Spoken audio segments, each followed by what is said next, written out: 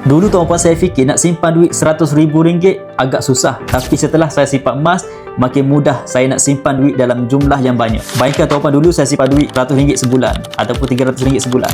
Kita simpan sikit-sikit, lama-lama masih sedikit. Tapi setelah saya simpan emas, simpanan saya makin lama makin bertambah. Dan untuk kita capai simpanan daripada 5 angka, 6 angka dengan mudah tuan-puan. Dulu saya nak simpan RM100,000, saya rasa mustahil saya nak dapat. Sebab apa? Sebab kita simpan duit sikit-sikit, kita guna, bocor. Tapi setelah saya simpan emas, sangat mudah tuan-puan. Di tangan saya ni adalah gold bar 250 gram public gold. Saya beli dengan harga RM120,000 dan pada sebelum ni saya buat bayaran bulanan. Bulanan sekitar RM12,000 saya bayar bulan-bulan lah kepada public gold. Jadi setelah itu tuan-puan, saya dapat emas fizikal.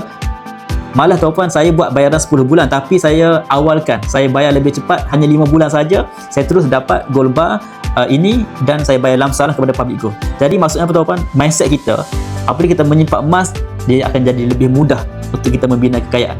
Berbanding dengan kita simpan duit, susah tuan-puan, akan habis. Tak kira lah tuan-puan bekerja makan gaji ke, tuan-puan buat bisnes ke. Kalau kita simpan duit, sifat kita dengan duit, kita nak berbelanja. Akhir sekali, simpanan kita tak akan bertambah dan kita tidak akan jadi kaya. Jadi tuan-puan, nak simpan emas, nak saya bantu untuk alihkan duit kepada simpanan emas, boleh klik link di bio saya. Teruskan follow saya untuk dapatkan perkongsian tentang emas dan kewangan.